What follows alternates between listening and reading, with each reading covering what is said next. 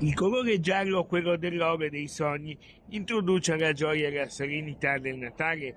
La Galleria Contini, in Calle Larga 22 marzo a San Marco, ha voluto regalare una straordinaria mostra all'oro e a tutto ciò che luccica. Dopo il grande successo dell'esposizione, che si è tenuta a Cortina d'Ampezzo, la mostra, nata da un'intuizione di Leonardo Contini, arriva in Laguna, dove resterà allestita fino ad aprile.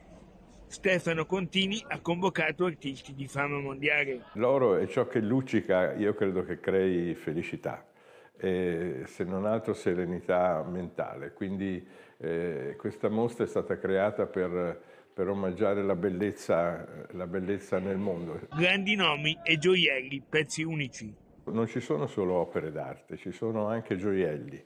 Questi gioielli creati da artisti, quali Acciugarri, quali Mitorai, che c'è una mostra straordinaria di Mitorai con i gioielli, e soprattutto con uno stand, una sala dedicata a Riccardo Contini, che ormai è un design di gioielli famosissimo. Invito veramente a vederla perché è unica nel suo genere. Io sono estremamente onorato di giocare in casa oggi, e dopo diversi successi che abbiamo avuto in giro per il mondo con i miei gioielli. Racconto velocemente quello che è il mio lavoro. Noi realizziamo gioielli unici in oro Fairmined, quindi un oro che rispetta chi lo estrae e il territorio di estrazione, raccontando il viaggio di una freccia che ho sognato e che dialoga con la natura. E quindi in ogni gioiello si può vedere questo viaggio